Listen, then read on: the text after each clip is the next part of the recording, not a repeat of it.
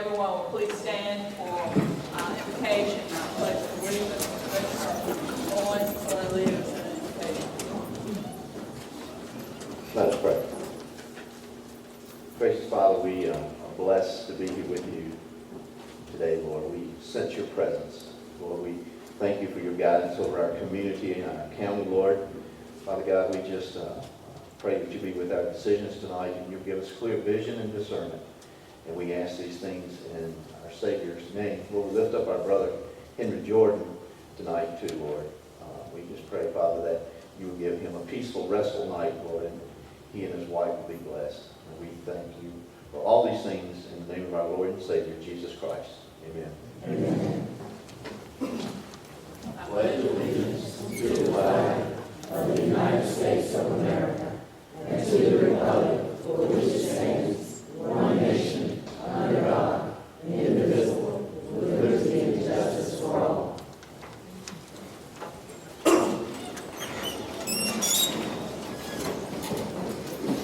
At this time, I'd like to call the regular meeting of the Gates County Board of Commissioners for January 23rd, 2019 order.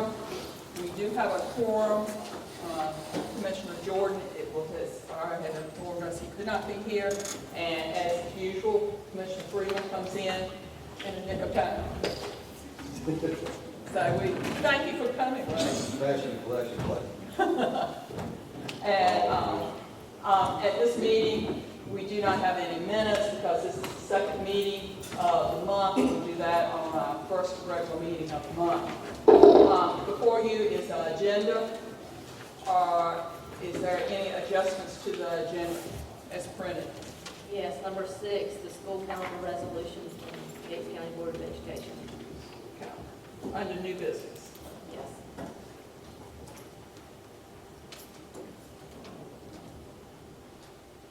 Okay, is there anything else to be added? Hearing none, I'll entertain a motion to approve the amended agenda as adjusted. So moved. Second. Motion's been made and seconded. All those in favor say aye. Aye. Okay, at this time we have delegations. First we have the ninth delegations. It's my pleasure to invite Heidi O'Neill, North Carolina Work Ready Community Presentation.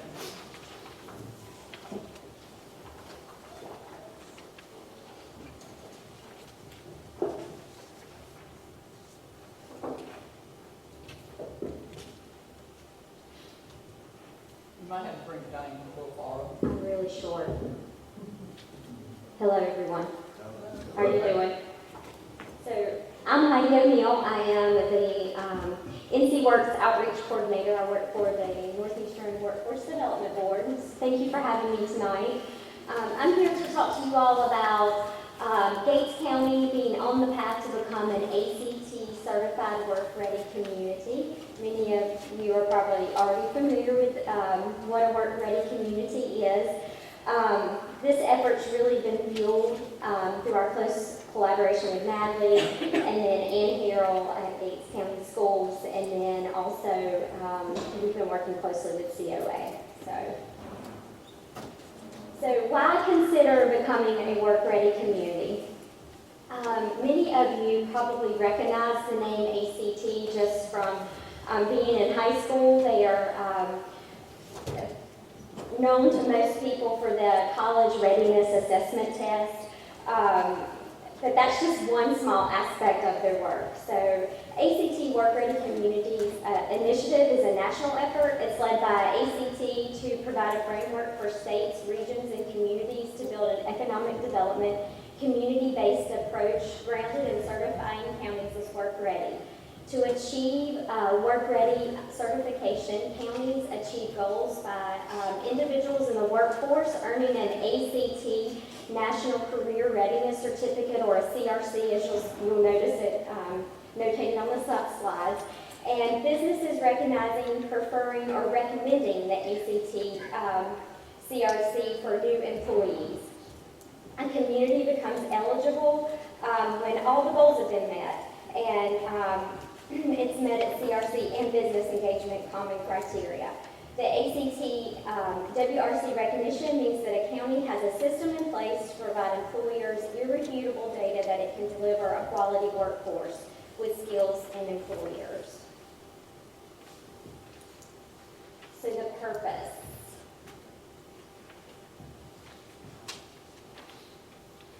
And I know many of you can't see that, and I apologize.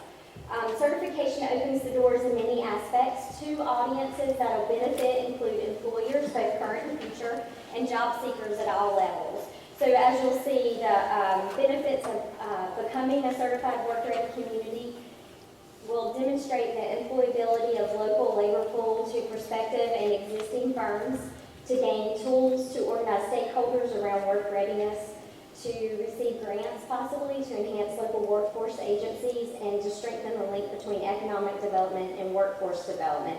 Then employers benefit by improved productivity and lower turnover costs with higher staffing skills.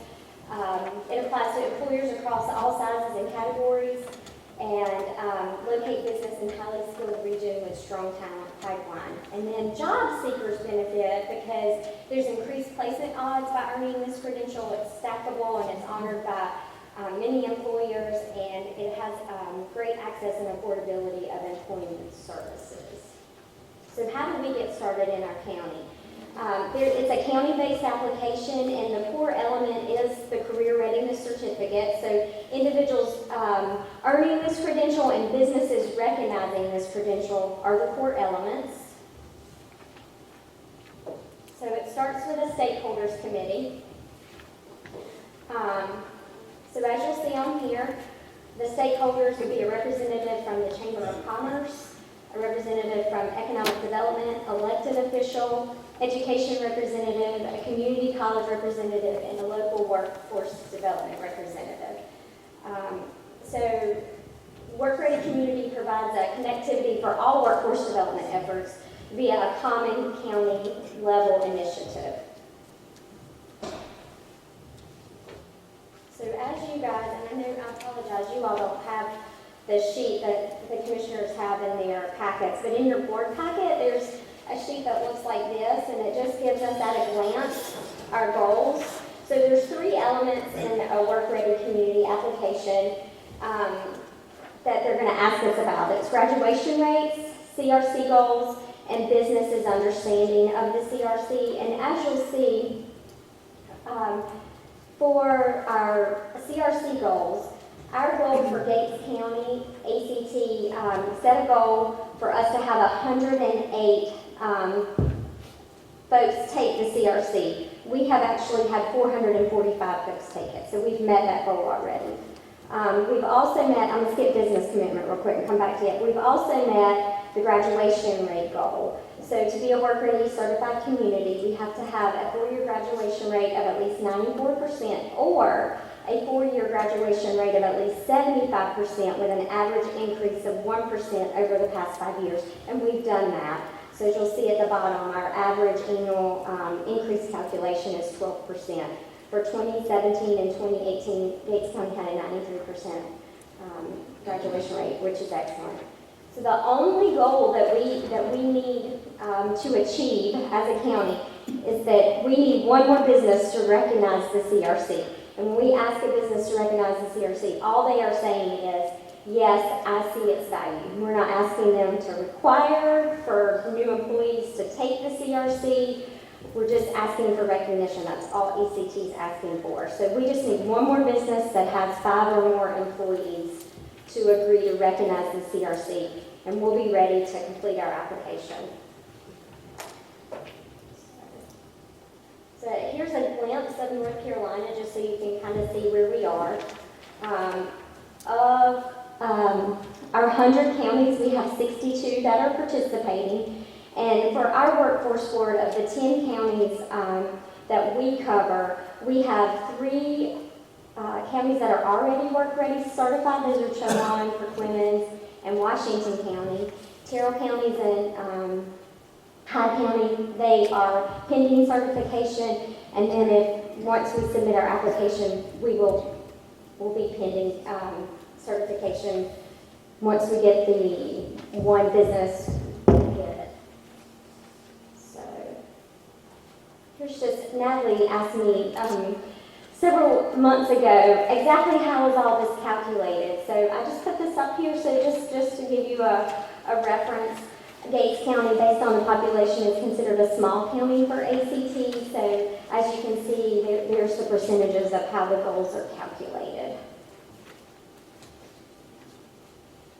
And this is a snippet that's taken straight off of ACT's website. It just shows you how the career readiness certificate, what our goals are, and how they're split out. So for emerging workforce, we had a goal of 42, and we actually had 309 take the CRC. Emerging workforce is actually high school students. Most of that is high school students who take it in their senior year of high school, CTE students usually. Current workforce, we only had a goal of 6 people to take it, and we've had 39 people take the career readiness certificate. Transitioning workforce, which would be people who are out of work, transitioning from the military potentially. Our goal was for 60 people to take it, and we've had 97. And then you can see down below, we have 8 employers who have said that they recognize its value for our goal is 9, so we only need 1 more. And then just to give you a little bit of background, since I've been talking about the career readiness certificate, it's actually 3 separate tests that someone takes. There's an applied math test, a workplace documents test, and a graphic literacy test. They can score a bronze, silver, gold, or platinum. It's something that they can put on their resume. It's a stackable credential. It costs $12 a test, so it's $36 total to take it at COA. And our workforce board currently has a grant that'll pay for that if someone's in a transitioning category. So it's not that expensive. So how does being a work-ready community and taking the CRC, how does that benefit Gates County and our surrounding counties for the workforce board? It creates connectivity for workforce development efforts. It's a nationally recognized certificate that's a tool that can attract new businesses. It targets specific tiers of the workforce, and it demonstrates a public-private partnership between education providers and our employers. So since I've told you all we only need 1 more business to recognize this, how does that happen? So the way it can happen is for businesses to learn about the CRC, its benefits, and ACT has already identified suggested levels of achievement for occupations that fall into certain categories, so that can be beneficial for employers. They can incorporate it into their hiring practices if they would like, and then it's really easy just for them to sign a commitment form. There's a link on ACT's website, or I can always send a business the link, and it takes not even 5 minutes. Natalie did it for me, and she can attest to that. So, and then basically our end goal is for Gates County to be a work-ready certified community. Our goal is to obtain the status, to maintain the status, to support existing businesses, and basically to attract new businesses with this. And that's all I have. Do you all have any questions? Well, thank you for the information. You're welcome. There was a lot of I information. know. Sorry. But anyway, and I Lot to think digest. we can get the 90 business. I do too, based on our conversations earlier. I don't think it'll be hard to do. And if the public wanted to look at some of the stuff that we might have in front of us, Sure. they could look at the workreadycommunities.org. Absolutely. Let me give you that. It was on one of our slides. Let me look back. See it at the bottom of this sheet here. Yeah, it's on the bottom of one of the, let's see. It's because there's a /NC, and then you can choose the county. You can see it's http://workreadycommunities.org/NC. Let's see if I can get back to that slide. That might be easier than y'all can see it. You just passed it. Did I? And it was the Thank you. next last one. There, one more. There. Yes. Well, that's the link for, That's the form. sorry, that's for the form for an employer. Let's see. There it is.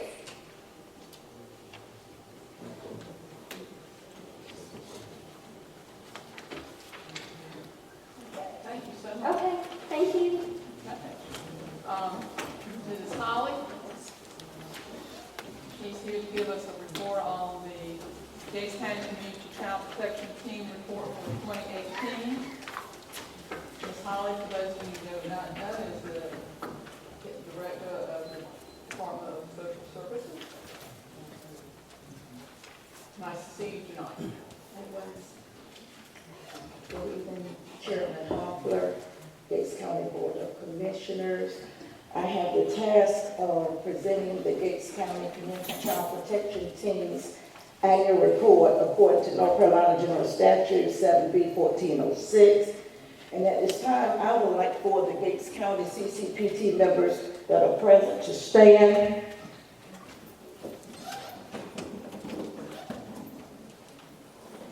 We also have with us Mrs. Donna Powell, who is the Gates County DSS Child Care Coordinator.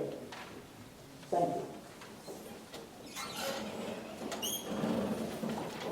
Commissioners, do you have your report? I would like to point out on the bottom of page 4, under report to the Board of County Commissioners, where it states that in January of each year, a copy of the report to the Board of Commissioners would be sent to the division, and that is the Division of Social Services. DSS directors were informed by the North Carolina CCPT consultant in March 2018 that the report is due to division by January 31st of each year. I'm presenting it to you tonight, so I'm on time, and it will be in before January 31st, 2019. The current consultant is in the person of Melanie Meeks. On page 5 in your report, under membership, we have had several changes. Dr. Cleveland Hawkins passed June 19, 2018, and Gates County DSS board member Leanna Tyler was appointed to the Gates County CCPT on September 24, 2018 by the Gates County DSS board. Tammy Boone, Gates County Public Schools Assistant Superintendent, served on Gates County CCPT until October 2018. Jeremy Wright, Gates County Public Schools Director of Student Services, agreed in October 2018 to serve on the Gates County CCPT. Melanie Jordan, Albemarle Hope Line Executive Director, resigned from Albemarle Hope Line in July 2017. Jenny Griffin, Albemarle Hope Line Family Advocate, attended the Gates County CCPT meeting on August 17, 2017. And Janet Stone Nielsen, who is Albemarle Hope Line Associate Director, agreed in February of last year to serve on the Gates County CCPT. I'm also aware that Sheriff Campbell is the current sheriff for Gates County, and after speaking with him, I requested that the Gates County Board of Commissioners appoint him to the Gates County CCPT. Now, I do realize that the sheriff is very, very busy. He shared that with me, and Deputy Andy Perone informed me on January the 9th of this year that she would be Sheriff Campbell's designee for the CCPT meetings. If you will look at page 6,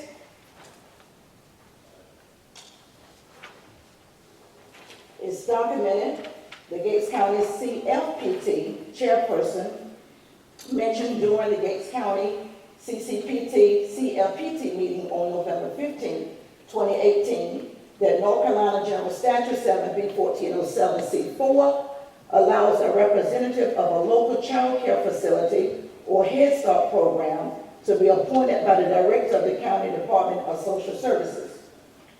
The Gates County CFPT chairperson provided contact information for Angela Charlton, who is the Director for Albemarle Alliance for Children and Families, formerly Albemarle Smart Start Partnership.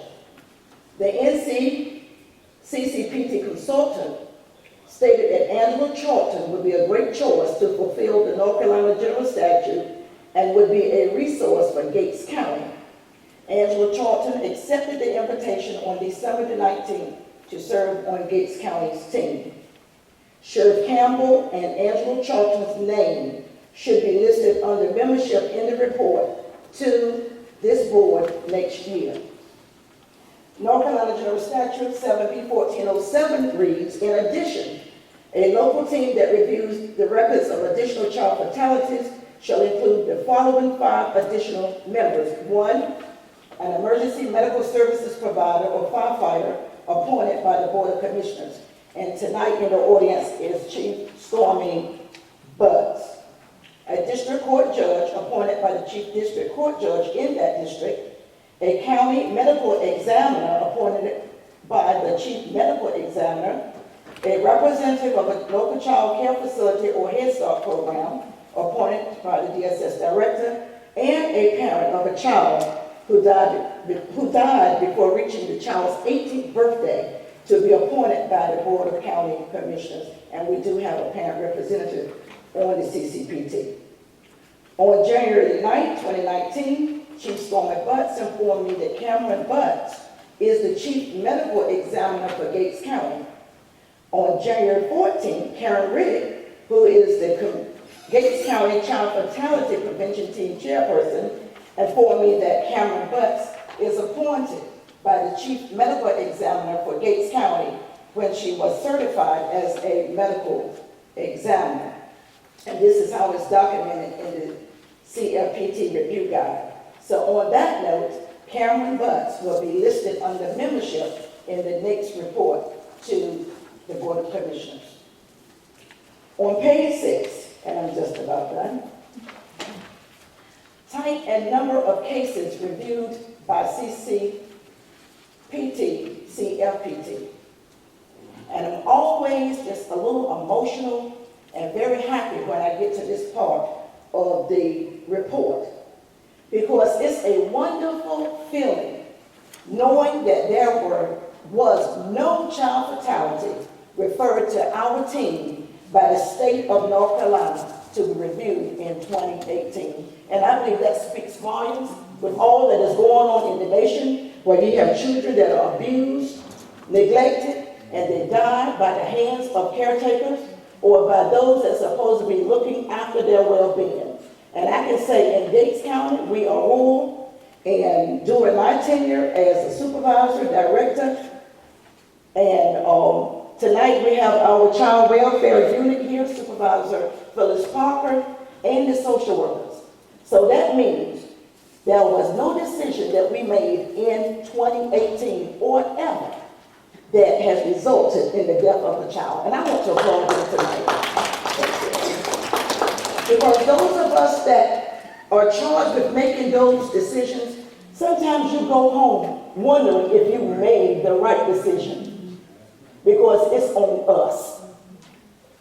And I know that we are not able to do this work alone, so we are very thankful for all of those that served on the team.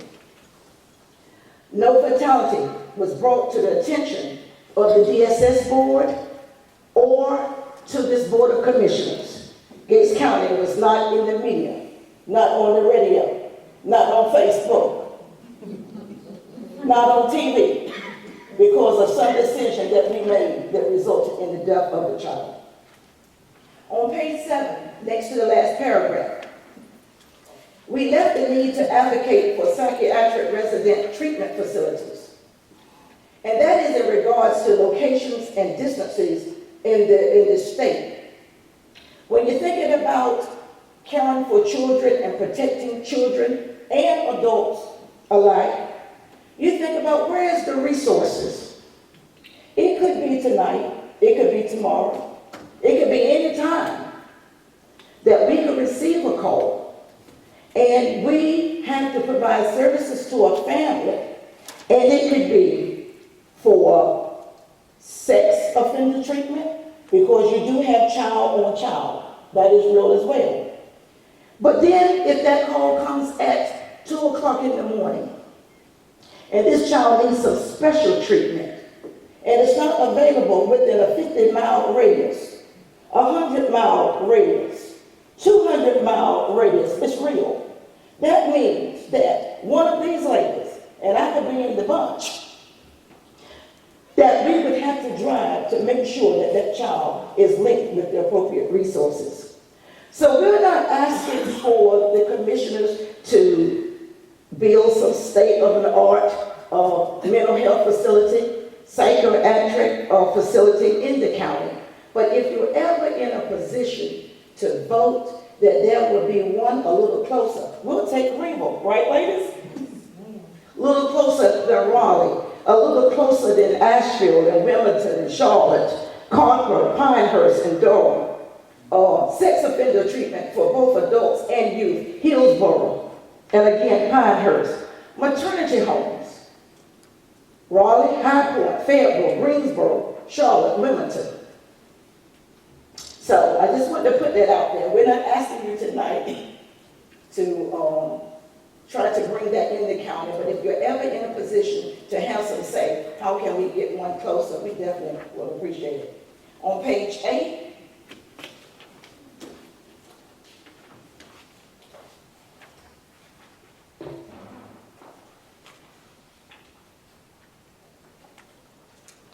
National Child Abuse Prevention Month, blue and silver pinwheels. Maybe during your travels around the month of April, you observed that there were blue and silver pinwheels on the lawns of many businesses. Last year, I could not find one in Dollar Tree. I'm talking about blue and silver, not one mixed with yellow or other color, but blue and silver. Could not find one in Dollar Tree, Dollar General, Family Dollar, Walmart. So this year, 2019, Gates County DSS planned on having some on the lawn because I took the initiative on January the 7th to order some with my personal funds, and they are back. So when you see that sign, it is just those blue and silver pinwheels. It is for awareness, and it is supposed to be a national symbol to initiate or start some conversation about child abuse in your communities or anywhere in the region. Child statistics for Gates County. E, for state fiscal year 2017-2018, we received 58 CPS reports. 31 warranted a CPS investigation or assessment. And for fiscal year 2016-2017, so we can do the comparison, there were 62 received and 37 warrant an investigation or assessment. In addition to investigations, CPS social work staff may be asked to assist with courtesy home visits from other Department of Social Services to conduct home studies or to do some type of visit on their behalf.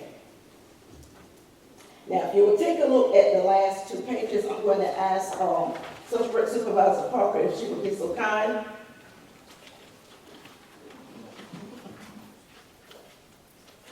You're never caught off guard. If you would just kind of come around so that they can see that.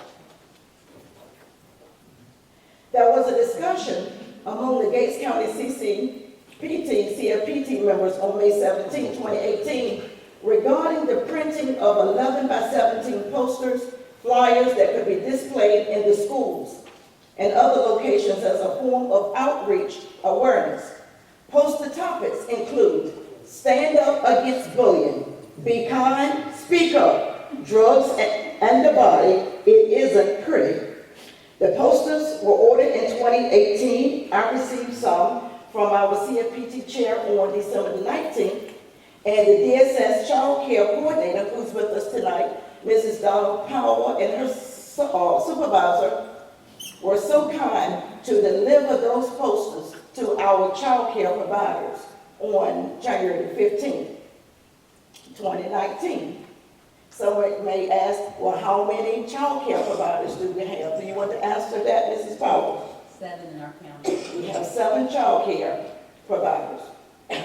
There are other posters with a different message. However, the Gates County CFPT chairperson may desire to mention that in their report.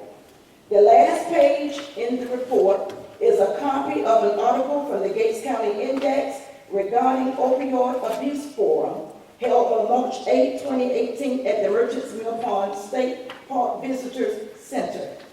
And I do want to conclude to say that Gates County CCPT members were present during that forum and was also part of that panel.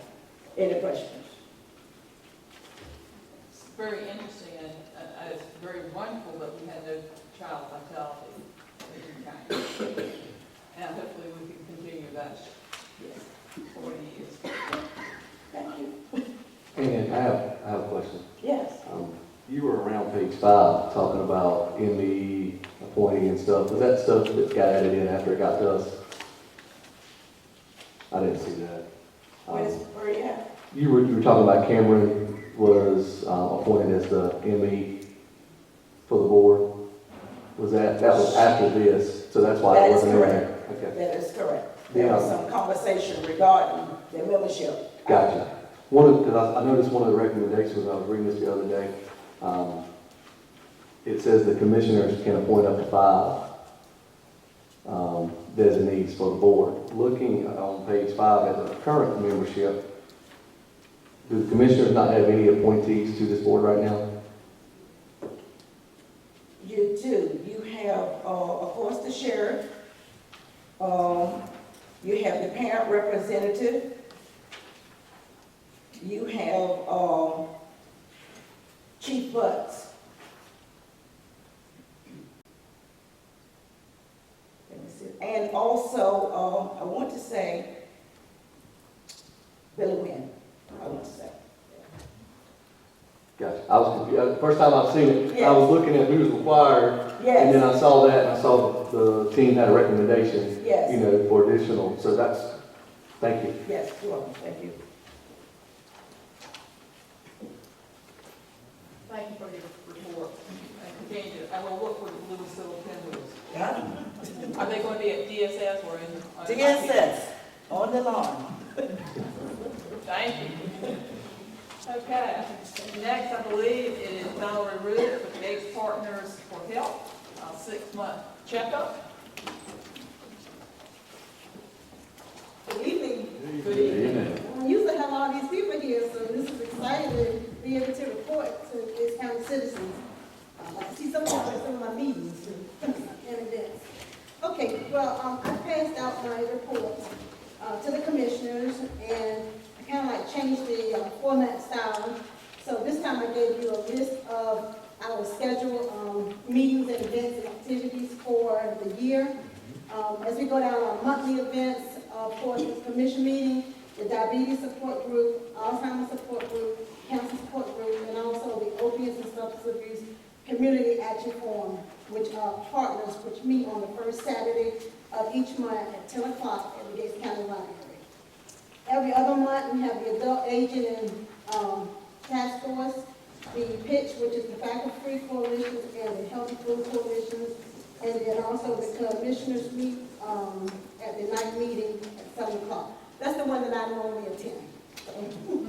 On every 3 months, we have the Healthy Carolinians staff meeting, the Albemarle Overdose Prevention Coalition, the Albemarle Regional Health Services team meeting, the Heal Thy Neighbors Advisory Board meeting, and of course our Gates Partners for Health Board and Executive Board and Board meeting. And someone had asked questions about some kind of wellness program. On every Friday at the Gates House, RI International has a service that they provide from 10 to 11 for the residents or anyone who would like to attend on Friday. Some of the special events started since, that I've completed since July 1 of 2018. We've had our community health assessment focus group meetings. I've submitted the application and was approved for the Violet Roanoke Chowan Community Benefits Grant, colon cancer presentation from Violet Health Systems on cancer care, the Farm to School Healthcare Farm Table at Roanoke Chowan Community College, Roanoke Electric Cooperative 80th Anniversary Membership, in Hertford at Hertford Chowan High School. The National Overdose Awareness Candlelight Service, the 2018 Scam Jam session at the Mill Pond, and that was well attended, and I'd like to thank Commissioner Pomper for attending that event. The Oversee Foundation listening session was at Merchant Mill Pond. The VFW, they, every semi-annual, they have the veterans from the VA hospital in Hampton come and they serve them dinner and they play games and have music. In October 2018, we had the state senior games. We had the Heal Thy Neighbor presentation, which was done at New Little Swamp Missionary Baptist Church. Some of our citizens attended one of the Valiant Pink Power luncheons at Chowan. The dinner was at Edenton United Methodist Church, and the luncheon was held on that next day at Ahoskie Inn in Ahoskie. We've attended the 20th anniversary celebration of the Community Benefits Grant Program in Greenville. We've had the opiate and the meth awareness training that was done at COA in Elizabeth City, numerous health fairs, national prescription drug take back, and on that, we do have a facility that's located here in the Sheriff Department. It's the medication drop-off boxes. If you have any medication or any unused medicine that you're not using, you can bring it and dispose of it properly. Also, there's a sign, I noticed when I drove up tonight, that they have a sign out on the lawn that directs you to the Sheriff Department. And with me, I bought from the Health Department, we have the safety medication lock boxes. I do have plenty available if anybody want any. If you want me to come to your church and bring some to your Bible study or to your senior citizen event, please let me know ahead of time so I can know how many to get in stock. Along with that, if you don't want the lockbox, I have some of the individual disposable bags where you can just take your medication and put in the bag and follow the directions, shake it up, put water in, and throw it in your trash can. That's another way of disposing it if you don't have, if you can't get down the gates to bring your unused medication. Okay, and we participated in the Tread the Mill Mill Pond Day in October. I participated in a Want to Lead or Start a Support Group training in McClemens County, and that's pretty not only just for a regular support group, but also for Alzheimer's support group. The annual aging conference focusing on your future, I attended that at Permanently White Center in Elizabeth City. Again, Heal Thy Neighbor Advisory Board meeting. We participated in some of the Great American Smokeout with the schools. The Oversee Focus Group at the Merchant Mill Pond, we had a meeting.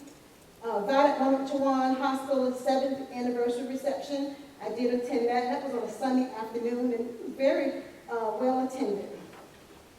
The senior holiday luncheon here at the community center for Thanksgiving, sponsored by Lulu. Then the Heal Thy Neighbor Advisory Board meeting in Greenville. Council Support Holiday Fellowship. We played bingo, and that was on that Monday, second Monday in December. And then I've submitted the letter of intent for the Violet Chowan Community Benefit Grant. And then the other portion just goes into things that's going on this year that if you would like to participate or have the information, I've listed them. The most important one is on February the 1st, which is the first Friday in February. We ask everybody to wear red. That is for National Heart Month, and red is a color for heart. So on that Friday, if you have something red, please wear it and represent it. And the ones who don't know, I'm for recipient of being a heart transplant patient. So please support and wear your red. Also, coming up in February, we have the unveiling of the 2018 Community Health Assessment for Gates County. It will be presented by Albemarle Regional Health Services, Centera Albemarle Medical Center, and the Gates Partners for Health. And that will be held on Monday, February the 11th, from 10 to 12 at the Merchant Mill Pond. So I'll be getting announcements out for that. Valiant Health System will be having their 2019 Heart Truth Tour. And for our area, Violet Juwan Hospital luncheon will be on Wednesday, February the 27th, from 11:30 to 1 at a Hosky Inn. And on that Thursday, Violet Juwan Hospital in Edenton will be from 11:30 to 1 at Edenton United Methodist Church, and that is a luncheon. I don't know if any of you have received this information, but a dinner and film screening Resilience, the Biology of Stress and the Science of Hope. The child may not remember, but the body remembers. And this event will be held on Tuesday, February the 12th, from 6 to 8 at Conference Shop. They will have light dinner will be served. Registration is required, so if you would like a copy of this particular information, I'll be glad to get that to you with the contact person. And that is sponsored by Prevent Child Abuse for North Carolina and Roanoke Juwan Health Center. The last thing I have is the Heart Health Fair and Walk for Centennial Overseas Hospital. That will take place on Saturday, February the 16th at 10 o'clock at the Suffolk Family YMCA. That's the YMCA right across on Goblin Boulevard from the hospital. And they will have healthcare vendors there, and also will be a walk. So this kind of like summarized my program for Gates Partners for Health. I'd like to say continue thank you for your support throughout the year financially, including us in your budget, and also attending any events that we have. We're glad to see you. I'm glad to have Jonathan on as our new commissioners that was appointed from the board. And thank you, Mr. Owen, for serving on the board. So if anybody has any questions? Well, thank you. You're a busy woman. And we appreciate all that you do. I'm already wearing a red. I'll try to remember to wear it on February 1st as well. And this calendar, this watch is very colorful. It also has recipes. Yes, and that was, the calendar was made a resource from the cooperative extension. So if anybody needs any calendars, they may have some more over there. Or just let me know and I'll try to see can I get some for you. But that was just one of the resources that I had available. I think these gentlemen to my left should make a recipe each month and bring in. I think so too. So who wants to take February? Valerie, I read this while you were going through, and there's not a single menu item that all the healthy stuff. I need to eat a lot of it. Just change the recipe around, but they can help it. Fried chicken, I don't see fried chicken anymore. There is a fried chicken There recipe is? with corn flakes. Corn flakes. But thank you for Jonathan serving because I know he likes to cook. He was out there with the senior citizens for the Thanksgiving luncheon, and he was just right in there. So we know that we got somebody on the board continue that will help us with our projects with Gates Partners for Health. I got a question. Do you have a flyer for where folks could get these from? Or do you have to, I know you said go out to groups. Yeah, I can make up a flyer, and then also I have these at the health department. If anybody is over at the health department, you stop through, you can ask the ladies at the front desk. But like I said, if you need a supply, just call me and I'll try to get it and I'll deliver it to you. So if you have a noonday Bible study, or I try not to be out after 7:30 at night. So, but I will be glad to deliver it. So if anybody would like something, I'll make a. Yeah, this is a great idea. A lot of people always, I've got some of my cabinet. What do we do with medicine that's expired? It's a great idea. Okay, so you abstain out late tonight. Yes, this is the inception. Okay. Thank you, Val. Thank you for Every 6 months for you, Ms. Hall. Thank you. Okay, our next one on our agenda is for a night's delegation to group of Green College, Aging and Adult Service Task Force.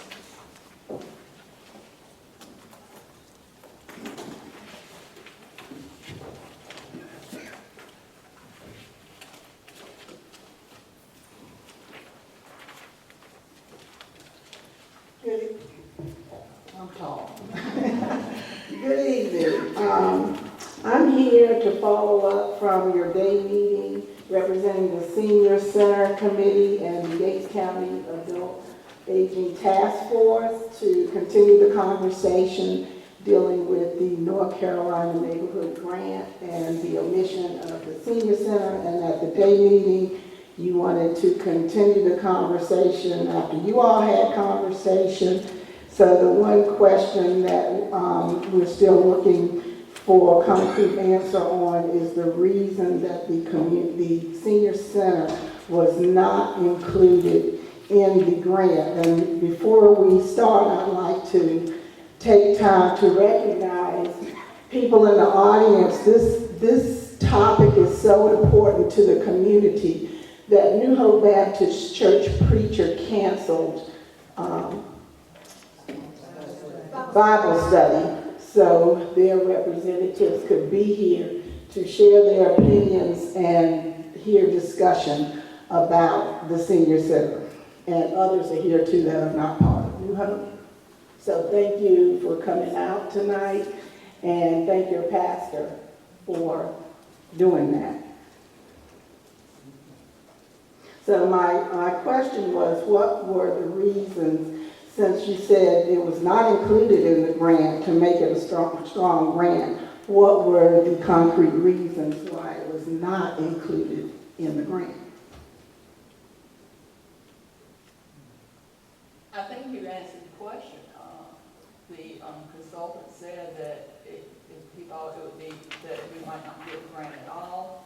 And if you look at the groups that got grants, the one that did put it in for senior activities did not get any money. Okay, I did have a discussion with the consultant, and when I was talking with him about the senior center, I did ask the question for the amount that was requested for the senior center. He told me he was given the $300,000 amount, and I told him that that wasn't the amount we wanted to go in the grant. We had suggested the $100,000 amount. Was he aware that that was the figure that we were requesting to go in the grant that had been voted on by you all? And he said he was not. So moving forward, I also talked with him about how we can be proactive in moving forward on this project. And one of the things he said was, we need to start now working on a plan on how we can get the senior center, trying to identify funds, and he would be glad to work with the senior center committee in trying to address that, so when funds are available, we are in a proactive position to apply if you all choose to pursue those funds. So as the senior chair of the senior committee, we would like to move forward to work with him to position ourselves better when funds are available, if you would see fit, and we would keep you informed of the progress that would be made in. And when we say prepare, it means actually putting on paper all the costs, what's involved, and how we see it unfolding. So as grants or funds come available, you'll know what it will fund, what it won't fund, what you all are willing to do as far as applying for those funds, and then we will not be scrambling trying to come up with figures if funds are available. And of course, it will always be your decision to apply for any funds. Well, I would say since our last meeting, I have done some research. In fact, I visited the Clemens County and their facility. I talked with Chowan County, and I talked to Tyrrell, because all of those are somewhat in our category of size and financial capabilities, probably. And there's a lot to consider, not only a facility, but operating costs. You know, if you look, and that is recurring expenses each and every year. If you look at, they are running from, and the Clemens is going to be over $200,000 just for really the operating expenses per year. Tyrrell have not gotten a quote from them, and Chowan is in the same neighborhoods. So it's a big financial commitment for the county at this time when we're trying to work on schools and a variety of things, that if we go forward, is going to mean a tax increase. But we are looking at things, continuing to look at things and seeing if there's anything we can do, but that's just the bottom line. I understand that, and I also understand their reoccurring costs, and the notebook you have has all the details about a center.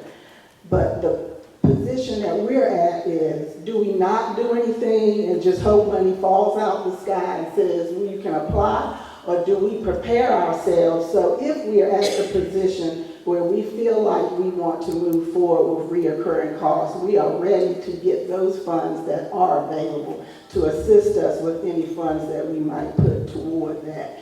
I'm talking about being proactive to position ourselves to be ready. So if you decide you want to do it, you're ready, not decide you want to do it and you're not ready. Well, certainly, we don't, yes, we have to be ready if opportunity arises. I just don't see it arising in the foreseeable future.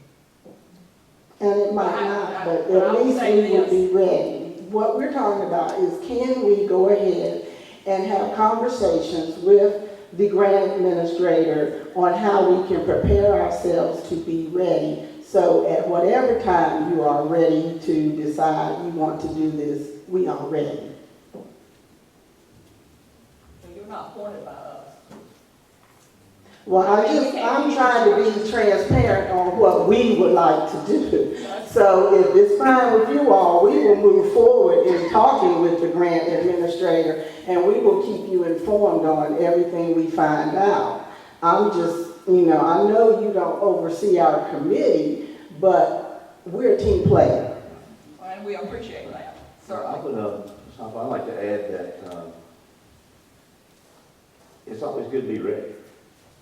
It's always good to be ready. And I think the transparency part and the communication part on your behalf is good. It's commendable. And I do recall, and I still have my booklet, very thorough, put together on the issues, the topics.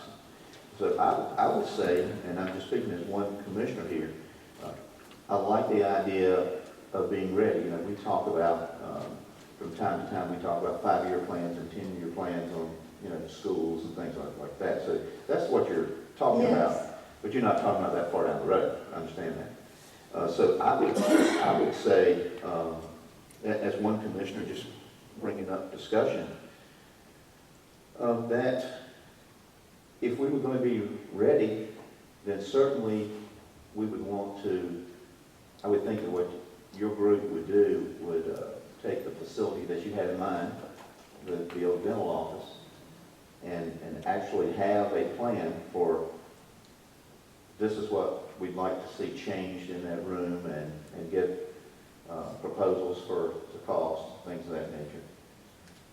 But at the same time, think outside the box. Don't pigeonhole yourself on that one facility. Maybe, and I think it could happen real quick, but I've been thinking about, some alternatives outside of that, just to let you know. And I know that some more people here at the table have done the same thing, because we've had some one-to-one conversations. So we've been talking about an alternative as well. And as we digest that and do a little more research independently, that'd be something we'd be willing to share with you, but we can't right now because there's other players and things involved. So, commissioners, one thing that I do think that would be good for us to communicate on would be your task force talking with grant people for like the neighborhood grant program, is that, you're trying to gather as much information as you can, be as effective and efficient, and get the money. Yeah. I understand that. And I certainly understand Ms. Hopper's comments about, we have to budget the ongoing costs, and you understand that. Yes. So I would say that if you decide to contact a grant representative that we're working with, that we certainly we all know that that's taking place for the communication part and the transparency part. And that we'll try to do our best to be a proactive board and be a good communicator. So that's what I have to say about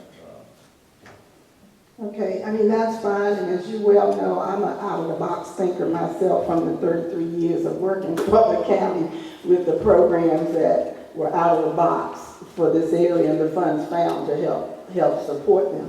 So moving forward, we will be proactive in trying to position ourselves and keep you informed, and if you would keep us informed on a timely basis of any opportunities or resources that you are able to discuss at the appropriate time. One other thing I wanted to talk about, since we're on the housing part of this neighborhood grant, the previous grant that we have for housing, because I'm on the housing board, when we first went after that grant, it said that we could repair brick home and modular home. And in our discussion with the grant administrator, he needs more homes to be referred to him from the housing committee. And one of the reasons he's not getting the homes being referred is because with the grant allowing brick and modular that's pinned in or bricked in, he was told that we could not refer any of the modular homes that fit the criteria. And we asked the reason why, and he said it was local determination. So if it is local determination, we would like for you to undetermine that so that we can refer people who need the monies that are available that we have that fit the grant criteria, that we will be able to refer them to be able to get the assistance. do you know how far back that went? This is the first I've heard of this. Mike Barnett and I have not discussed this, but that was a decision that was made back when we applied for the grant in 2016. So it said no mobile homes. But a lot of the homes that have not been eligible have had too much work that needed to be done that exceeded the amount. So that's another reason, that's not the only reason, but that's another reason there's not been that many homes. So we do have the grant extended to December of next year, if I remember correctly. We just received that extension. But I can send you all of those documents, talk with Mike tomorrow, and then forward that information to you. When you say next year, you're about 2020? Yes. Because we were supposed to have had all the money expended by this December 19th. So we, And this is the recent grant. This is the Central Single Family Rehab single Loan. family. Right, that's the 16 grant that started in 16. Okay, that's not the one we just received. No, ma'am. Okay. so we, the housing committee, need to have a formal correspondence or communication that we can submit modular homes with underpinning that would fall within the category of need of the monies that are available. Because we've been operating from the information given to us that we could not submit any of those. And if I remember correctly, the state still has to sign off on that before any of those can be accepted. Right. So once you vote and if you vote to make those changes, then North Carolina Housing Finance Association has to approve it. That's to prove that decision or approve But they each have to one? approve the paperwork. Not each one? No. necessarily. No. Well, So- every house has to be verified. There's, Sure. Mr. Saunders can attest to how much paperwork he has to go through, and then Mr. Barnett and his staff come and take pictures and complete even more paperwork. So are we saying, or do we know yet, that could there be an amended, could there be a document that amends that decision? Yeah, it has to be an amended contract with North Yeah. Carolina Housing I mean, Finance. but can it be done now? Do we have to wait to a new series of? No, you can No. amend it now. Okay. All right. Okay, so we'll need to contact Mike Barnett. Right. Okay. And in closing, I'd just like to say, in no way, means, or fashion does the senior committee not want the 4 houses that were recommended from the housing committee to get new housing. We are happy they're able to get that, but we also are trying to address several problems that we have here in the county, not just one. And thank you for your efforts, and I will just say that we have some things that we're thinking about and can't divulge, that may outside the box. Thank you. Reba, you know I'm proactive, Yes, and I'm way outside the box. yes. And I just got on board. You Yeah. mentioned a booklet packet. I will get you I one. have one in my office that was just returned. Gotcha, okay. Now, let me ask you, Okay. I hadn't seen it. That talks about the needs of the senior centers, the plans and so forth. Yes, it also talks about there are certain levels of senior center for certification, which makes you qualified for funding. So you definitely would want to try to be a senior center of excellence. And it has the criteria for that in there also. And it also has the results of the tour. We went to all the senior centers around us and toured them and did the pros and cons. It also lists the pros of what we saw in those senior centers as to what we would like in one here. And it lists all the facilities that could be a possibility, pros and cons, as it relates to the center of excellence. A certified senior center has to have a minimum square footage, first off, to be in the certification. And then the program director has to do some things for the facility to get certain levels so they can become certified. And what 4 counties, because I've seen there's 4, but what 4 counties don't have it? I have it in that book. Okay, it's in the book, It's okay, in the book. okay. I won't ask any other questions Okay. that I got until I see the book. All right, so Jonathan, if you're out of the box and mine out of the box, we ought to be able to make something happen around That's here. a big box, girl. Thank you. Thank you. Okay, I believe that's all unannounced delegations. Unannounced delegations, or unannounced. Okay. This is the time for citizens to come up. John Harrell. If you'll state your name and address, please.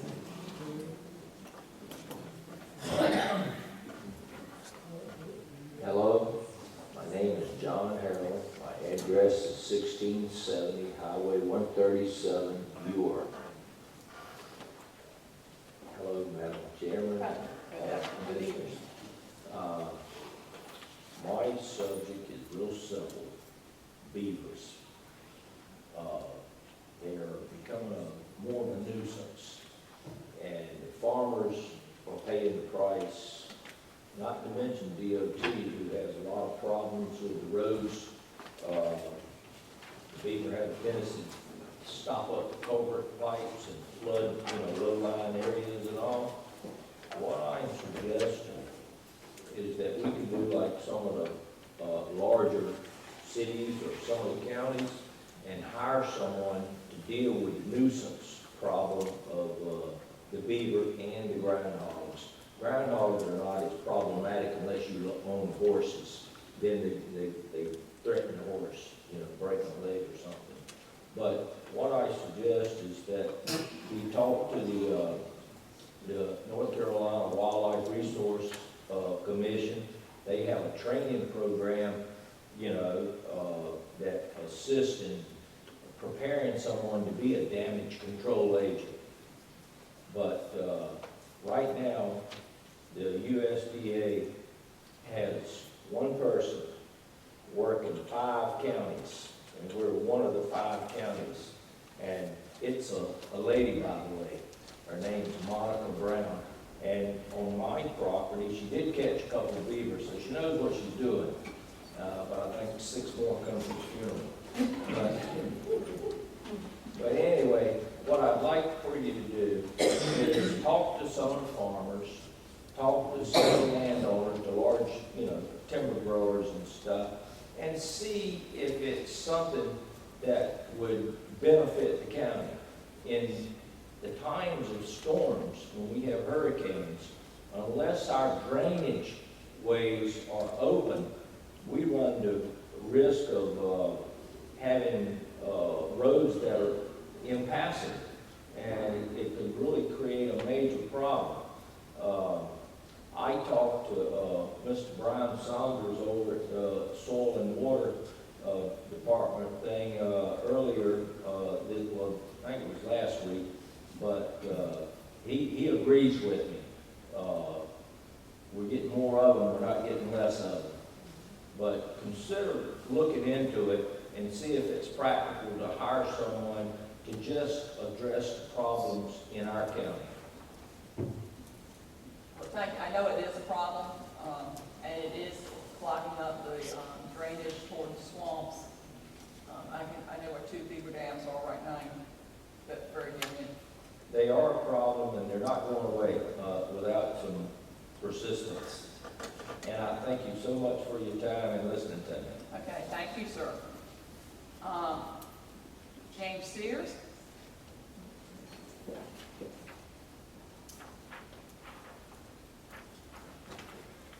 Good evening. Good evening. My name is James Sears, and I live at 515 Brooks Road. I too was here at your team meeting on the 2nd of this month when the discussion regarding the senior center was discussed. And I didn't, now, you certainly have a whole lot more information with regard to this than I do. And you certainly know a whole lot more about it than I do. There are a couple of things that I can add. And Commissioner Jones, you raised the question of how many counties have centers. It's 3. There's 3 counties in the state of North Carolina that have centers. One of them is Union County. And Union County is almost enclosed in Mecklenburg County. But in Union County, they don't have a senior center because the city of Monroe built its own senior center over 20 years ago. It just happens that one of the former commissioners in Union County is a friend of mine, and I called her and asked her about it. She said that they built it long before county decided, and so that it's been so successful with the funding that they have for it, which is paid for by the members who participate, that they haven't had any need to try to get formal recognition, and so their county is listed as number 1. The other county is Henderson County. And I don't know if you know where Henderson County is, but in the 2000 census, Henderson County had 90,000 people that got enough to take care of theirs. And so that leaves Gates County without a senior center. And you obviously have to deal with the budgets for the limited amount of income that we have here in Gates County. But the point is that all of the other counties in the state have found a way to have a senior center. And we're not squeezed into some little facility here in the county as an afterthought. And while I don't know how you manage all the monies, the grant that I heard discussed here at the meeting on the 2nd said that we were looking at $750,000. Now, I don't know what you can allocate where or whatever, but obviously there's enough money to do that with. And if these other counties, many of them poorer than we are, and certainly a whole lot more richer than we are, but if they can afford to have a senior center, I don't see why it is that we can't do the same thing here. And we're talking about thinking outside the box. We're the ones that decide what the box is. It's us that we decide. So I really wish that, and that's all I mentioned too, the vacant seat there would have Henry Jordan sitting. And I know at the other meeting, he was the advocate for doing something regarding the senior center. And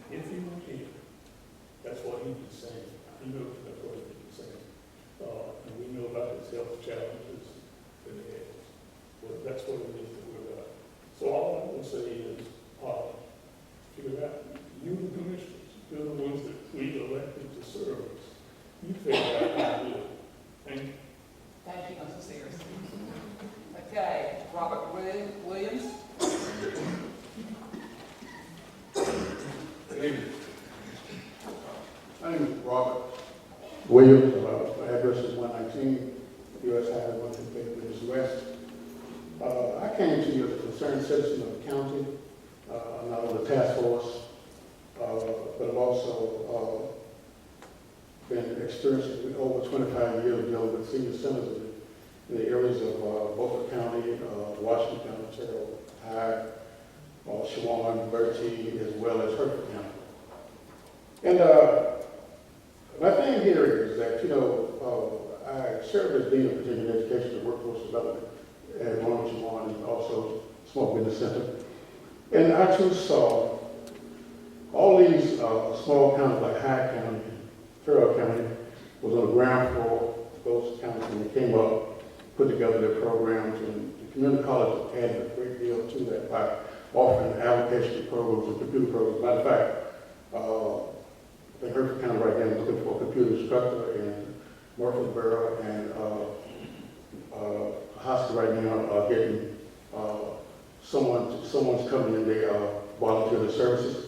Lifelong learning to me is very important, and I advocate the quality of life, it seems. Some of you are not seniors yet, some of you are.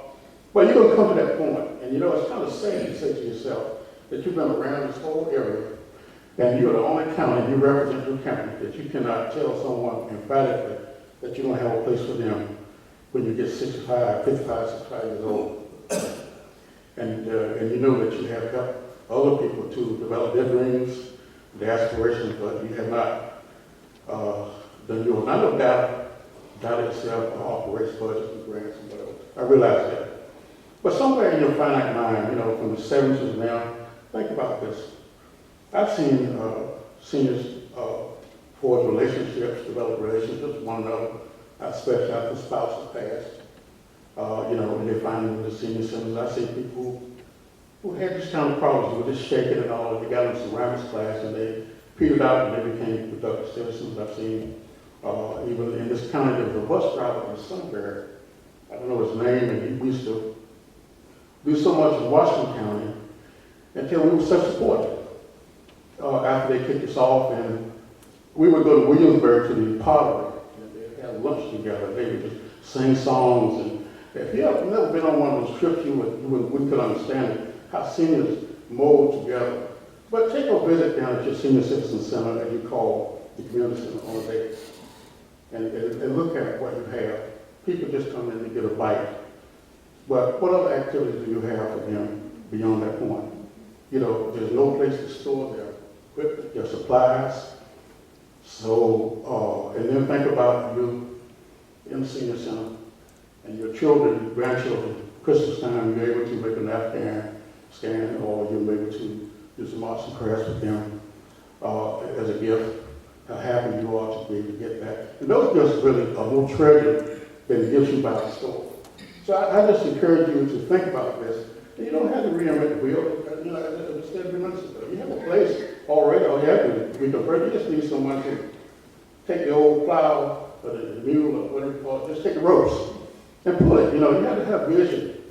As commissioners, you have to have vision. You have to have a passion for what you do. And one of the things I ask you, be passionate for the senior, because one day you're going to be in that predicament. I'm walking now. Did you see me go up here? And the young lady told me, she said, I used to see you walk down the road all the time. Yes, sir, I was. Johnson, same thing. But at this point in time, I'm at that point now where I look at my seniors and I say, God, I'll keep. And then you look at someone offering you a computer class, and they offer it at a pace that you can understand it, in an environment that you can understand it, where all the seniors in there who have been impaired by the fear of just tapping into a computer. But this class is offered to them at no cost. And if the cost is what we call self-supporting, where they were paid the community college will step in and do, you able to do what you want to do, offer your expertise, and do what you want to do. All you have to do is allow them to enroll in the class. They would pay the school. The school will in turn work out all of the administrative part and hand you what you need. So I'm just saying to you, you know, there's a lot of things that I see, and what bothers me is that I haven't seen these programs in Hyde County. I'm telling you, if you can put a food line in Hyde County, you put one in Columbia, you know, then you can put one in Gates County. I'm a firm believer in that. I know traffic sometimes drives how interstates and all come along, but the thing about it is, I just want to encourage you, it may not happen today, but in your sight, think about this, that one day, you may not have that opportunity today, but one day, if you live long enough, you also will be a senior citizen.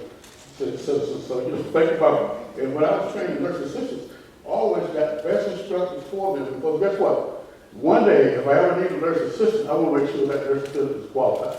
Thank you. Thank you, sir. Anthony Saunders.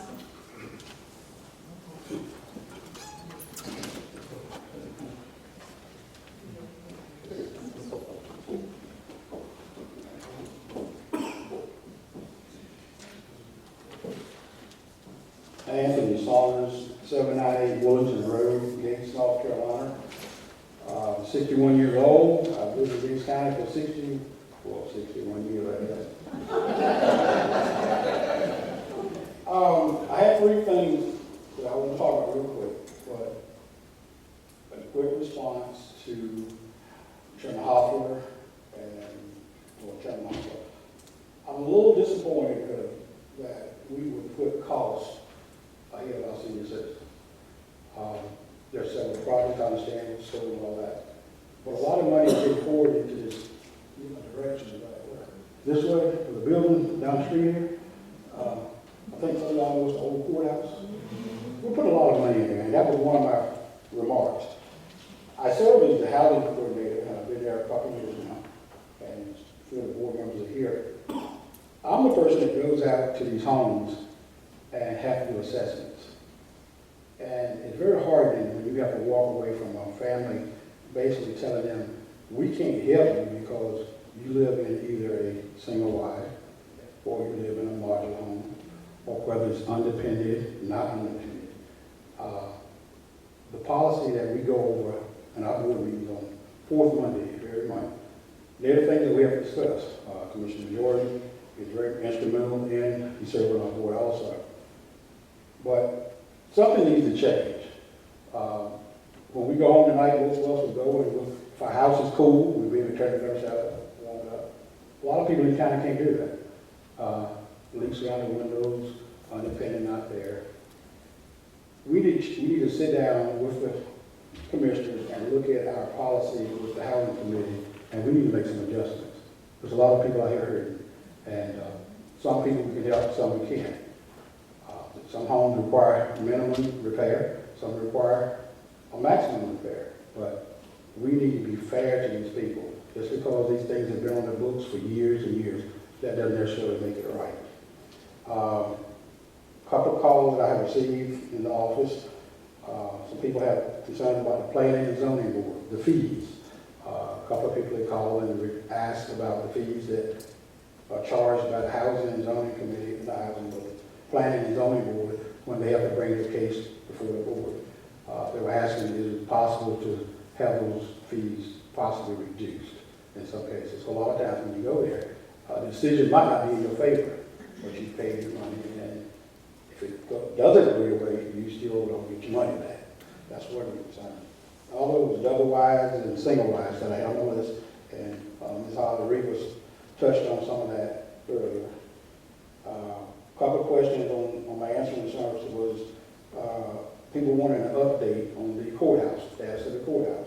One of the questions was, once and whenever it's finished, will the county be generating any revenue from that building?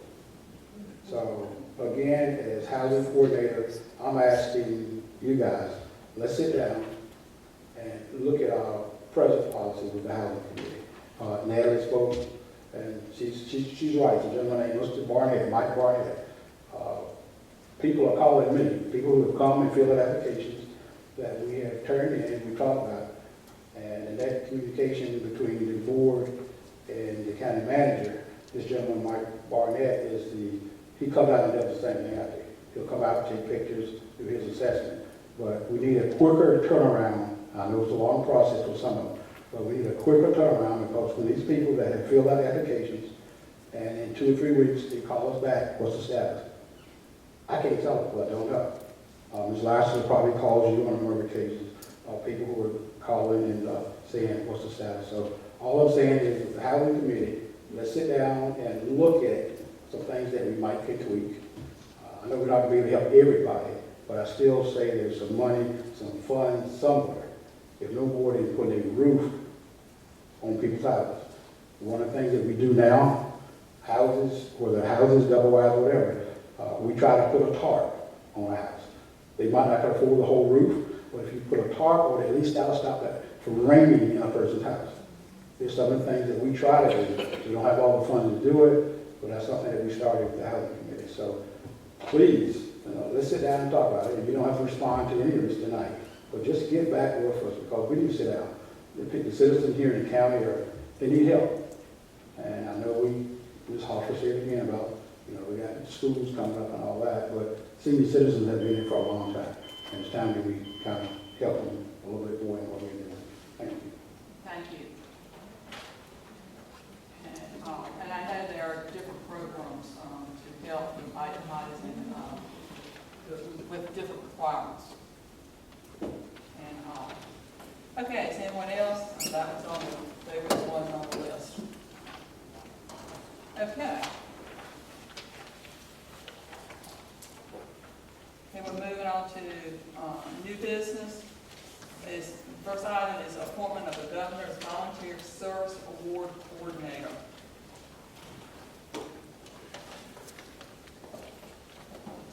If you remember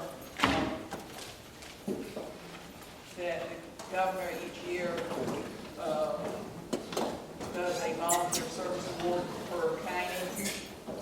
We need someone to coordinate that program. And Mrs. Holland has brought us to our attention that there wasn't this. No, Commissioner Jones brought it to our attention that Ms. Holly has been appointed 2.5 years ago, and her time is up, and that is stated that Megan McLeod, who's the AmeriCorps program officer, said that no one from Gage County has had any correspondence with their office in the past 2.5 years.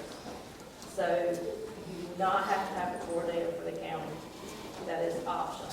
She said it does help if there is a coordinator so that when there is information about the nomination forms, that one person can receive those nomination forms, that anyone can make a nomination to the governor's office for this award. And if you feel like you do need to appoint someone, this position has not been advertised, so the public does not know that there's even a vacancy, so to speak.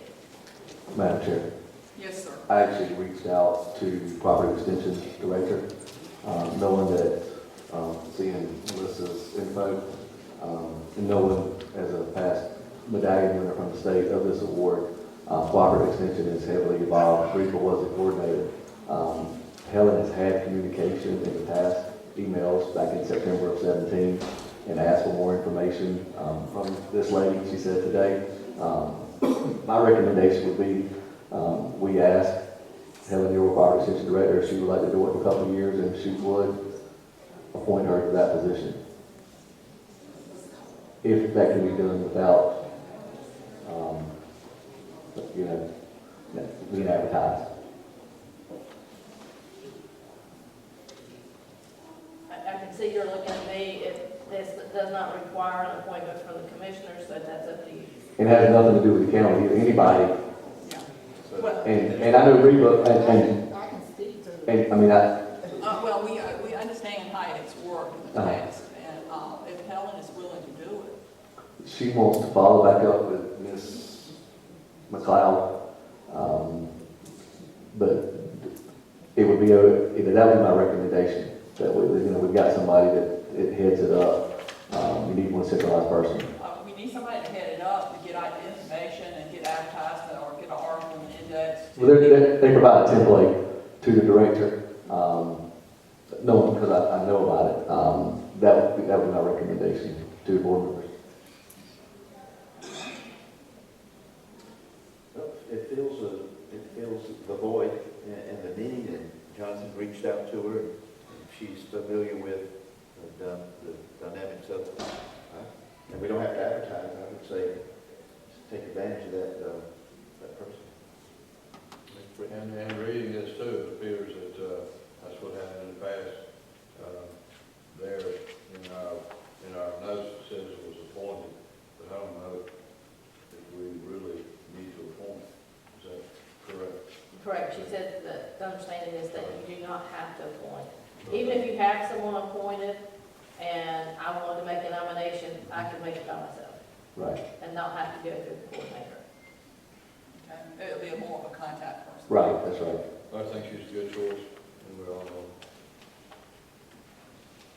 Okay. It's all, we don't need a motion or anything. I can talk to her, find something out. Make it public that she's the contact person. If she agrees, yes. All right, that's good. Okay, appointment to the government official to EMS System Performance Review Committee. Ms. Butts is here.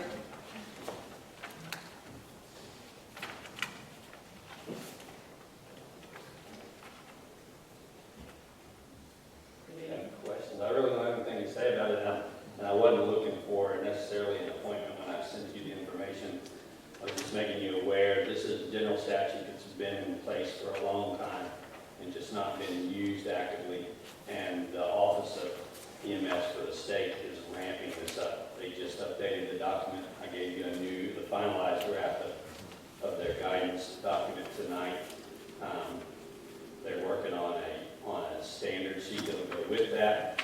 And right before I walked in the door, got an email that the state office of EMS is going to do a work group with an association that I'm a member of, North Carolina Association of EMS Administrators. They're going to do a work group building on this. So the day is coming when the state's going to step in and say, why aren't you holding this committee the way you're supposed to hold this committee? So I want to be ahead of that, not behind it. Our actual first meeting is tomorrow, and we're going to follow this document that you have in front of you during that meeting tomorrow. Be a long meeting. And it does go into further detail on the front sheet there that you don't have to touch it every topic at every meeting. You only meet 4 times a year, so there's several topics on there that will be touched at every meeting because the intent is to improve the EMS system from that meeting. But some of the stuff will never ever be necessarily talked about just because it doesn't pertain to us. One of the things that I point out that is on the new document that wasn't on the first one that I emailed you all is they added a personnel section. But another reason that it becomes very important to have a government official involved is if you look in the operations section, EMD. Now that we're in EMD at the county, those employees that are performing that task are county employees. So there needs to be some performance improvement review of those employees and the process of EMD. So that's why it's important that we move forward with the committee. And it doesn't have to be a commissioner. It can be somebody that works for the government that appointed to attend those meetings and be involved with the improvement process. I don't like to guess at what these acronyms are, so I'm going to let you help me. It's emergency, EMD. Emergency medical dispatch. Okay, thank you. I didn't know what the D was for. Ms. Fuller, certainly when I reviewed this too, I saw reviewing medical records and what have you. And that would always be compliant, certainly with HIPAA. Right. But are there provisions there to release that or not release it within that? So any record that's reviewed by the committee is scrubbed for HIPAA identifiable information before it's sent out to the committee. And then if any HIPAA in the session, that's considered a closed session and not to go outside the room of that committee. But if records are released prior to meetings so that you can review them, we scrub off any identifiable information. Very well, thanks, sir. Okay, I mean, I can see where this would be very advantageous to the EMS to have these peer reviews and see where that you can make, if you're following procedures and then the timing is appropriate timing. What is the pleasure? You really need anything from us? Is this a informative or? That's really what it was meant to be. Okay. It made it on your agenda to appoint somebody. If you appoint somebody to the committee, great. If you don't, then at least be aware and try to attend if you can. But you said it's coming by state. And one of the members of the committee is a government official. So the state's coming, they've been coming. They came to the last 4 meetings last year. They've already sent me an email saying they're coming tomorrow. So they're there, so they need to see government officials there. So if you don't appoint somebody, then please make an effort. Unfortunately, tomorrow, there's also a 3 o'clock Right, meeting. yeah, and that's We got a 3 to 5 o'clock meeting. So when you sort of go back, so for the, assuming that the state is going to get deeper into this and maybe more regulation or whatever, if we were going to appoint someone, what area of the county would be the most advantageous to you? Somebody that had a lot of knowledge on this, or just a commissioner, or do you know what would be best? It makes sense for somebody that has a knowledge about it, for it to be somebody that has a knowledge. A medical I mean, knowledge. you're gonna sit in there and not know what we're talking about most of the time, and be, this is stupid, why am I coming, and then Yeah. 3 months from now. That's sort of why I'm asking the question, not trying to just put a body, one body in there. And it should, and I know you've been thinking about it, obviously, but also us thinking about it. Should be one of your board members, do you think? I mean, certainly they would be. But it's got to be a government official. Right, that's the reason that this is a catch-22 in Gates County is, in other counties, my position is a government official because they're a government employee. I'm not. So that right now, there's nobody coming to the meeting that's a government employee. If I may make a recommendation, we do have 2 people on staff who are familiar with EMD because that is within their department. I can speak with them to make sure that one of the 2 could attend the meetings, and then if not, then I could attend as well. And of course, you're always more than welcome to show up at any of the meetings. Herman and Billy on this board. Or Billy, excuse me. Billy is the EMS system administrator, so he's already appointed through that avenue. His attendance would also meet the government official. Herman is also already a member because he's the 911 supervisor, and his attendance would meet that criteria of a government official. So you need somebody else? Is what I you're don't saying? need an additional person. Okay, I got just you. need somebody to attend my meeting. So and those attend. No, they don't. As I said, I will speak to the departments that I was referencing You're earlier. making me feel my Okay. friends. Okay. Madam Chairman, I may, what Natalie's going, I may submit, email you or call you with another name to consider also. As a government official. Okay, we'll get someone. Thank you. Thanks, Dawn. Thanks for the information. Okay, surplus request. If we may do them all together, even though they're several different things, they are all items that are no longer needed by the county. The first is a laser printer. It's not working and it has been replaced.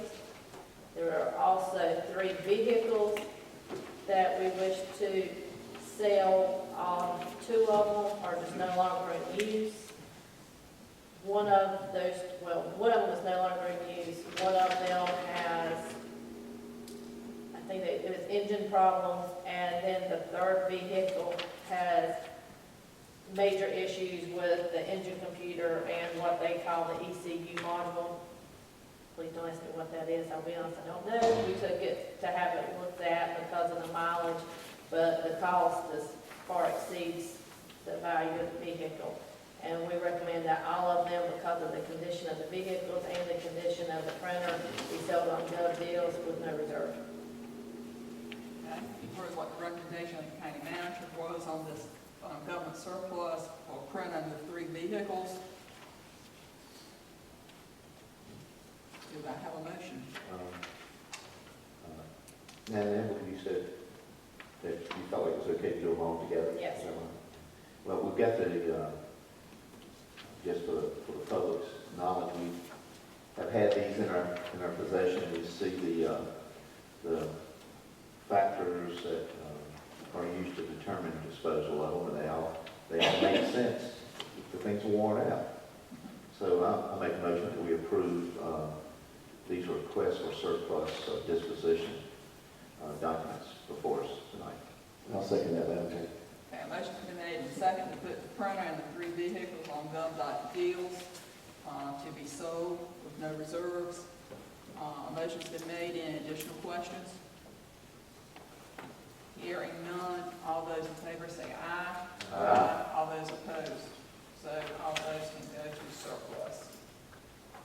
Before us also, the next item of business is a resolution supporting local control of school calendars. The Board of Education has asked us to give our, to consider giving our recommendation to this as well. For those in the outlier, a few years ago, the state of North Carolina mandated all school systems start at a certain date and end at a certain date in a parameter. And it used to be up to each school system to start and end date of schools. One size does not fit all in the 100 counties, and so school systems have been asking to opt out of that system. So because of a variety of issues, and speaking from my educational background, it is better to have local control of the calendar. With early college and dual enrollment now, kids are starting school at COA and on earlier before our school system starts. You finish up with a semester before the holidays, so that means the students are clear. They don't have to come back and face exams. It's directly after coming back from Christmas holidays. And over Christmas holidays, all those gorgeous meals we have, and all evidently it does something to their brain cells. You have to review everything again.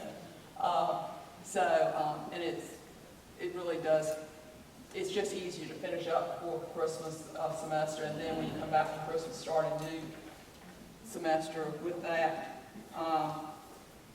And it has just been, and with AP testing, those tests are given in the 1st of May. Those students then are, complete, finished, but we still have 3 more weeks of school. Yeah. So there's a lot of reasons. I don't think we probably need to read this, or do you? I think it's actually been in the news, and I've got a couple of emails on it myself. Madam Chairman, I don't see any need to read that as a resolution. It's again, it's all the counties going together asking to throw their support at it, hoping that it gets more attention because of that. I'd like to make a motion that we adopt the resolution in support and have the chairman sign it. I'll second that motion, Madam Chairman. Motion's been made, second. Any additional discussion? All those in favor say aye. Aye. All opposed? Okay. Is there anything else? I think that finishes up new business, and we do not have any old business, which is amazing. Okay, comments. Anyone signed up for additional comments? You got to sign up. No, you can come on up.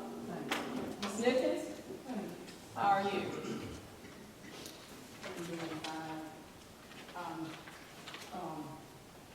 Chairman,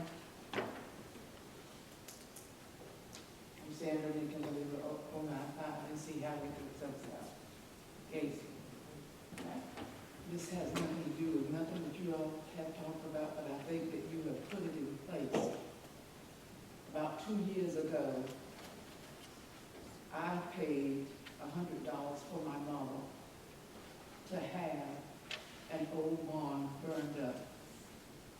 I understand that, the Gatesville Fire Chief was supposed to come by and evaluate, that given barn, dilapidated barn. That would be a good exercise for the fire department. I suppose last year I went back and presented my scenario that I had paid $100 and when was it gonna get done? Well, if you got an answer, I got an answer. So point concern is something that you may have put in protocol? No, if you Oh, paid, you didn't? if you paid, you did not pay the county. I paid $100, so I don't care who I paid. But if it's with Gatesville Fire Department, that's something you need to take up with them. What? Do you know when Who they? thought I was supposed to stay with Gatesville Fire Department? Nathan Ewer is the chief, isn't he? First and third. Okay, so when you put these things, are you saying you don't put them in place? The fire departments evaluate those I'm buildings, aware of that. but you'll need to speak with Nathan Yor. The fire department meets on the first and third Mondays at, And I'm supposed to go to the fire department and. I mean, at 7 get o'clock, for the right? board? I was never told that. we've never dealt with the fire departments as commissioners. I was or never as told board. that I was supposed to go to the fire department meeting. Who'd you pay $100, you said? The man, I don't know his name, with bald head, was in the, Is that a fire permit, was that a burn permit? Did you get, yes, $100. I failed to bring the receipt with me. So I'm not going to a fire department meeting when I paid and nobody told me.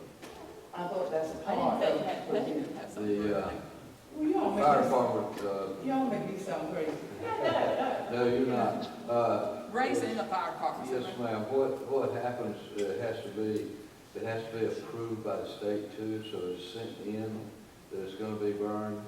And then the state regulations from the fire regulations at the state, then allow the fire department to burn that building I down. believe, Mr. Freeman, that the gentleman that told me said that this fire chief would get in contact with me.